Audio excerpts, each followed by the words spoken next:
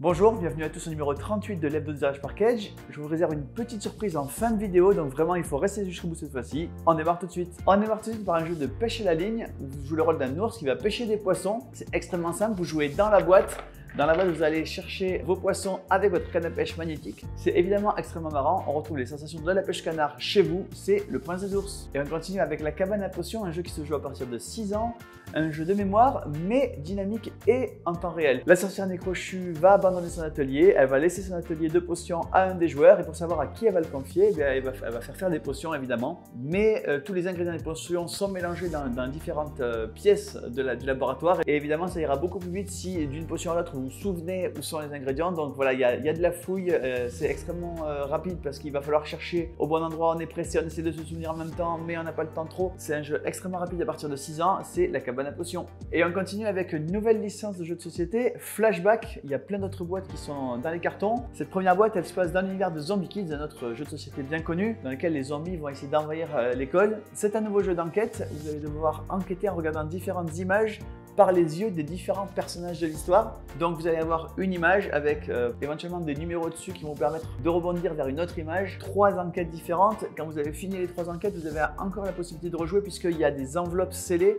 Et quand vous ouvrez les enveloppes, vous allez pouvoir mener les enquêtes encore à un niveau supérieur. Pas mal de choses à faire donc. Une licence évidemment Zombie Kids que les enfants adorent. Ça se joue à partir de 7 ans. C'est Flashback. Et on continue avec Look at the Stars, un jeu dans lequel vous allez créer vos propres constellations astrologiques. Puisque vous savez que les étoiles, elles ont été vues par plein de peuples différents qui ont mis plein de constellations différentes. Ici, c'est un roll and write dans lequel vous allez connecter les étoiles selon ce qui vous est donné, avec pour objectif de faire des constellations. Les formes des constellations vous sont données, et donc à vous d'essayer de reproduire ces formes au fur et à mesure des traits que vous faites. Un roll and write extrêmement joli, assez poétique. C'est un nouveau jeu de Romain Katarjian, qui est auteur de pas mal d'autres jeux, dont notamment Dive, Boss Monster ou Monster Box. Ici, il revient avec Look at the Stars. Et on continue avec Two Rooms and a Booms, un jeu à rôle caché où vous pouvez jouer jusqu'à 30 joueurs simultanément. Le principe, c'est qu'il y a 49 cartes qui forment 2 équipes, les bleus et les rouges. Chaque personne a un rôle bien spécifique avec des pouvoirs bien spécifiques. Il n'y a pas de villageois ou de personnages vanilla dans ce jeu. Le principe de base, c'est qu'il y a un poseur de bombes, il est dans l'équipe rouge. Il y a le président qui est dans l'équipe bleue. 2 salles bien séparées avec donc 2 négociations qui vont être menées. L'objectif pour les bleus, c'est de sauver le président et donc que la bombe n'explose pas à côté du président. L'objectif des rouges, c'est évidemment qu'au dernier tour, le poseur de bombe soit dans la même salle que le président. À chaque tour, il va y avoir une négociation dans chaque salle. Chaque salle va voter pour un leader qui va désigner des otages qui vont passer dans l'autre salle. Les bleus gagnent si le président survit, les rouges gagnent si le président ne survit pas. Il y a également des joueurs gris avec des conditions de victoire ou de défaite un peu différentes. C'est un jeu qui se joue évidemment assez nombreux, il se joue à partir de 6 et jusqu'à 30, 49 personnages différents. C'est Two Rooms and a Boom. Et on continue avec Funny Lines, un jeu de dessin où on ne dessine pas. Comment ça se passe? Vous avez un dessin à faire deviner à votre équipe, ça se joue équipe contre équipe, et votre équipe va miser des points pour vous permettre de dessiner des traits qui sont déjà prépositionnés. Donc vous avez simplement le choix duquel des cercles ou duquel des carrés ou duquel des losanges vous allez placer. Évidemment, à chaque fois que vous faites un dessin, votre partenaire a le droit de faire une réponse qui, elle aussi, peut potentiellement vous coûter des points. Et quand une des 2 équipes trouve la réponse, elle empoche tous les points qui ont été misés pour la partie. Donc il y a évidemment un équilibre entre je mise beaucoup de points pour avoir plein d'éléments pour essayer de deviner le plus vite possible, mais en même temps, plus je mise de points et plus je perds de points si l'équipe adverse se trouve. C'est Funny Lines. Et on continue avec Muraya, un jeu à 2 joueurs et seulement 2 joueurs, où vous allez devoir traverser le plateau ou empêcher votre adversaire de le faire en l'enfermant. Vous allez pouvoir jouer à ce jeu soit en déplaçant votre pion et en essayant de le faire courir le terrain adversaire, soit en déplaçant des murs, c'est-à-dire vous déplacez le mur d'une case ou vous lui faites faire une rotation de 90 degrés, dans le but évidemment d'enfermer le pion de votre adversaire, de lui faire parcourir plus de chemin, voire l'enfermer définitivement, et dans ce cas-là vous avez remporté la partie. C'est Muraya. Et on continue avec un autre jeu à 2 joueurs et seulement à 2 joueurs, c'est Volto.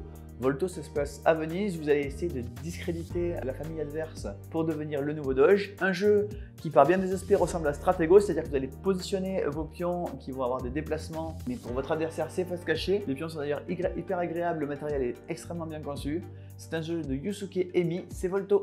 Allez, on vous dit tout, ce jeu n'est pas sorti cette semaine, il est sorti il y a déjà quelques temps, mais on a mis un peu de temps pour le recevoir. C'est Le Bordel Temporel. Évidemment, ce jeu est basé sur la web-série du Visiteur du Futur. Vous connaissez peut-être cette série sur YouTube, mais également il y a eu un long métrage qui est sorti il y a quelques temps au cinéma. Ici un jeu, ou plutôt plusieurs jeux, puisque vous pouvez jouer soit en mode coopératif, où tous ensemble vous allez essayer de sauver la machine temporelle, ou en mode compétitif, où vous allez essayer de sauver un maximum de perdus d'un univers où des voyageurs de 2550, du Néo-Versailles de 2550 reviennent dans le passé à notre époque. Donc il y a cette espèce de touche humoristique dans cet univers un peu pagaillesque. C'est bordel temporel avec deux modes de jeu, coopératif et compétitif. Et on continue avec Assassin's Creed Brotherhood of the Nice, un jeu évidemment basé sur cette série extraordinaire d'Assassin's Creed, mais c'est un vrai jeu. La preuve, c'est qu'il y a 3 auteurs, parmi lesquels un certain Manuel Rozoy, qui est l'auteur de Time Stories, et qui d'ailleurs s'y connaît du coup en une sorte de campagne et d'histoire. C'est un jeu coopératif dans lequel vous allez jouer des assassins. Il y a 26 scénarios dans la boîte, donc évidemment beaucoup de choses à faire. Entre 2 scénarios, vos personnages vont progresser, monter de niveau, avoir de nouvelles compétences. D'ailleurs, quand je vous dis de personnages, il y a évidemment les personnages phares de la série, mais également 4 nouveaux personnages inventés exclusivement pour la boîte de jeu. 5 figurines dans la boîte, vous allez croiser tous les personnages de la Renaissance et de la licence Assassin's Creed. 6 enveloppes spéciales pour découvrir des nouvelles choses au fur et à mesure de la partie. Et en plus du jeu de base qui est là, il y a une petite boîte supplémentaire avec des dés Deluxe qui étaient spécifiques pour le financement participatif. Évidemment, on fait un PK Game Pack avec le jeu de base et les dés de luxe. Et on continue avec Vivarium, un jeu de Fred Vania, dit aussi Fred Laloutre, qui est notamment l'auteur de Maître Renard. Ici, il vient avec un jeu de collection où vous allez pouvoir collecter des monstres dans un nouveau continent perdu. Un univers un peu rétro avec une direction artistique très assumée, très originale. Le principe du jeu, c'est que vous allez avoir 3 dominos devant vous, sur chaque domino 2 chiffres. À vous de choisir 2 dominos qui vont vous permettre de choisir une tuile. Par exemple, si vous choisissez le domino 1 et le domino 4, vous allez collecter la carte qui est en 1, 4 comme coordonnées et vous allez passer un domino à votre adversaire qui donc aura ce choix supplémentaire pour son prochain coup et vous allez devoir subir un peu le choix de votre adversaire de droite pour le coup d'après. Donc une mécanique extrêmement maligne avec un peu de choix mais pas complètement. Une direction artistique très originale et très assumée. C'est Vivarium. Autre jeu à la direction artistique extrêmement originale et également assumée, c'est Clockworker. Ça se passe dans un univers où les humains ont disparu. Il ne reste que les robots et les robots continuent à faire fonctionner le monde comme d'habitude et même de mieux en mieux puisqu'ils vont essayer d'utiliser des usines pour produire des ressources qui vont leur permettre de faire plus d'usines et ainsi de suite. Les meeples d'ailleurs dans la boîte, ce sont des petits robots extrêmement mignons. À votre tour, vous avez le choix entre plusieurs options, soit remplir les usines, soit acheter une nouvelle usine, soit acheter des compétences, soit remplir des objectifs. Chacune des actions est extrêmement simple mais le choix est toujours extrêmement riche. Un jeu qui se joue entre 45 minutes et 1 heure, extrêmement fluide, extrêmement malin, c'est Clockworker. Et on continue avec Black Sonata, un jeu qui se joue en solo et seulement en solo. Un jeu basé sur l'histoire de Shakespeare et notamment sur certains de ses sonnets où il évoque la Black Lady, donc la Dame Noire. Et il y a beaucoup de suppositions et de recherches sur qui était cette Dame Noire. Est-ce que c'était une maîtresse de Shakespeare? Est-ce qu'elle était vraiment noire de peau ou est-ce que Shakespeare écrivait la Dame Noire pour son âme qui était noire? Et évidemment, toutes ces questions se reposent dans ce jeu où vous allez chercher qui est la Dame Noire, essayer de la retrouver. Vous avez un système de track pour essayer de trouver où elle est dans Londres, dans le Londres évidemment de Shakespeare. Quand vous la trouvez, vous allez pouvoir collecter des indices sur elle et donc au fur et à mesure éliminer les différentes possibilités de Dame Noire jusqu'à trouver la réponse, savoir qui était enfin la vraie Dame Noire de Shakespeare. C'est Black Sonata. Et on continue avec Overboss, un jeu évidemment dans l'esprit rétro des jeux 8 et 16 bits, dans lequel vous allez poser des tuiles un peu à la Cascadia. En réalité, c'est un peu le Cascadia des monstres, avec énormément de rejouabilité, puisque vous avez tout un tas de tuiles différentes qui fonctionnent différemment et que vous allez jouer finalement très peu de tuiles à chaque partie. Donc évidemment, vous allez choisir au début de partie les sets de tuiles que vous allez jouer. Et les autres, ils vous serviront à la rejouabilité. Plusieurs niveaux de difficulté dans le jeu, puisque vous avez des modules optionnels directement inclus dans la boîte. Un jeu extrêmement joli. À vous de choisir si vous préférez affronter des squelettes ou des gobelins ou tous les autres types de monstres qui sont dans la boîte. Et évidemment, le boss final, c'est Overboss. Et on continue avec Luna Capital, un jeu rétro-futuriste, puisque c'est une espèce de futur qu'on a envisagé dans les années 70 où on a établi une colonie sur la Lune.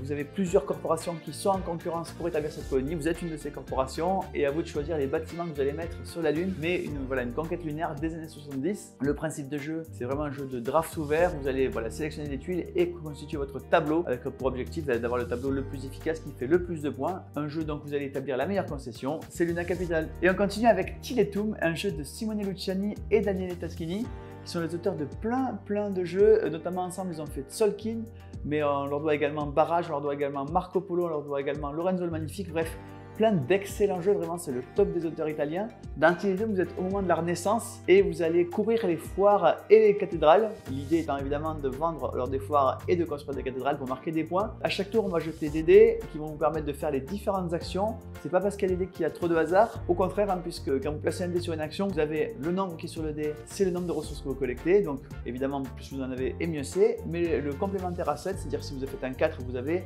3 actions à faire sur les actions, donc évidemment plus vous en avez et mieux c'est. Les actions elles sont assez variées et riches, vous pouvez donc déplacer votre marchand pour aller de foire en foire, vous pouvez déplacer votre architecte pour construire les cathédrales, vous pouvez également essayer de courtiser le roi pour marquer des points de victoire, mais également construire une ville, collecter des citoyens pour remplir votre ville, bref, beaucoup de choses à faire, un jeu extrêmement riche, d'une rejouabilité assez incroyable puisque à chaque partie on tire au sort les 4 villes d'Europe où il y aura les 4 foires, mais également la façon de marquer des points. Donc évidemment, en fonction de la façon de marquer des points, le jeu change quasiment du tout au tout. Je ne donne pas souvent mon avis sur les jeux, vous le savez, mais là vraiment j'ai eu un coup de cœur, c'est Iletum. Et on continue avec un jeu extrêmement attendu, c'est King of Monster Island, dit KOMI pour ses petites initiales. Évidemment, c'est la suite de King of Tokyo qu'on appelait KOT.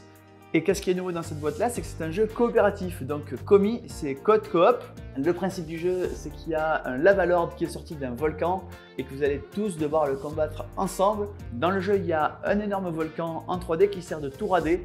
Vous mettez les dés dedans et c'est là que va agir le monstre, puisque là où tombent les dés, c'est là qu'agit le monstre. Évidemment, le monstre n'arrive pas tout seul, il arrive avec ses minions, donc il va falloir à la fois combattre les minions, combattre le grand méchant, coopérer tous ensemble avec la mécanique de base de King of Tokyo de Richard Garfield. Et comme on en a reçu un peu abîmé et qu'on est très gentil, on a décidé pour une fois de vous offrir cette boîte de jeu là. Évidemment, elle a reçu un petit coup, mais le jeu est en parfait état et vous allez pouvoir y passer des heures. Pour gagner ce jeu, vous allez devoir suivre notre compte Twitter. Donc n'hésitez pas à aller sur notre Twitter pour gagner ce jeu.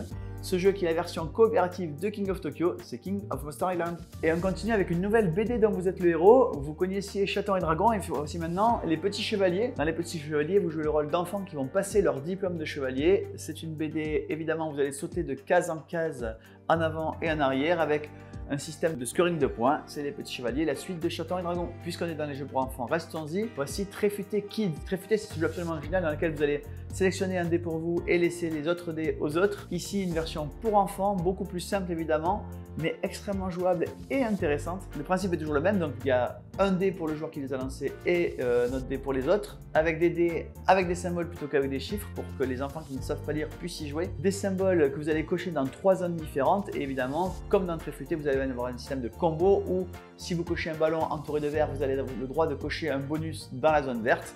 Tout simple, extrêmement efficace. Tréfuté Kids. On continue avec une autre licence de jeu de société, c'est Lost Cities, qui lui aussi arrive en version Roll and Write. Lost Cities, c'est ce jeu d'exploration de la jungle de Rainer Knizia. Je ne vous donne pas la liste des jeux faits par Rainer Knizia, ça prendrait déjà une vidéo de presque 2 heures, il y a presque 700 jeux de sa part. Ici, donc un Roll and Write où là aussi vous allez vous partager les dés avec vos adversaires. Un système de draft où chacun choisit à son tour un dé et le résout.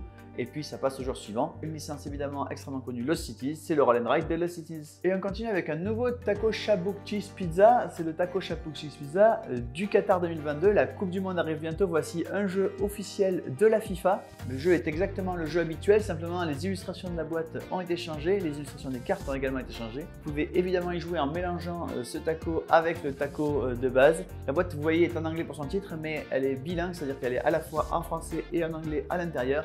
C'est Taco Shabook Cheese Pizza Qatar 2022. Et on continue avec une extension pour le jeu d'Adam Kapinski Origins. Ici c'est Origins Ancient Wonder. En réalité il y a 2 extensions dans cette boîte. Il y a donc les merveilles antiques dans lesquelles vous allez avoir de nouveaux bâtiments à construire, un nouveau type de bâtiments à construire qui sont évidemment les merveilles, qui vont évidemment apporter de la variabilité dans vos jeux. Mais également une autre extension qui s'appelle le défi du bâtisseur qui va vous apporter des objectifs de fin de partie, une nouvelle façon de scorer des points, mais également une nouvelle façon de timer la partie puisque ce sont ces objectifs de fin de manche qui vont déterminer quand se termine le jeu. C'est donc Origin Ancient Wonders, une extension pour Origin. Et on continue avec 3 extensions pour Marvel Champions. Marvel Champions, je vous en parle régulièrement parce que des extensions sortent régulièrement. C'est ce jeu coopératif de deck building. Wolverine, l'ancien tueur à gages qui est devenu un X-Men avec un deck plutôt agressif dans lequel vous allez pouvoir prendre des points de dégâts pour continuer à attaquer et donc massacrer vos adversaires. Vous avez également Storms, qui est un peu la Miss Météo des Marvel, dans laquelle vous allez contrôler le climat. Vous allez retrouver dans chacune de ces 2 extensions le Némésis du héros. Dans un cas, c'est Lady Deathstrike, dans l'autre cas, c'est Shadow King. Et troisième extension de la semaine, c'est le show télévisé de la Mojo Mania. Le principe de cette extension, c'est un nouveau scénario dans lequel vous allez avoir affaire à ce show télévisé qui est permanent, dans lequel vous allez affronter des monstres, des monstres, des monstres. À noter 6 packs différents avec 6 ambiances différentes dans cette boîte, puisque le show télévisé a une couleur différente d'une émission à une autre, et donc vous allez pouvoir avoir des aventures western ou science-fiction ou série de crimes ou soap opéra ou comédie. Plein de choses dans cette boîte, 3 nouvelles extensions pour Marvel Champions. Et on continue avec la Guerre de l'Anneau, un jeu évidemment dans l'univers de Tolkien du Seigneur des Anneaux, un des meilleurs wargames du monde. D'ailleurs, il est numéro 1 des wargames sur le site BGG, Board Game Geek, c'est dire s'il est apprécié. Un jeu qui se joue plutôt à 2, qui peut se jouer à 4, mais qui est quand même plutôt un jeu à 2. Ici, 2 nouvelles extensions qui viennent pour varier le jeu. Dans un cas, on vit dans le monde du Seigneur des Anneaux si les peuples libres avaient perdu la bataille des 5 armées. Donc évidemment, ça change complètement l'histoire et donc on vit une espèce de dystopie au sein du monde du Seigneur des Anneaux. C'est le dessin d'Erebor. Dans l'autre cas, également une dystopie puisqu'on vit dans un monde où les elfes ont décidé de se servir des anneaux de pouvoir pour combattre Sauron.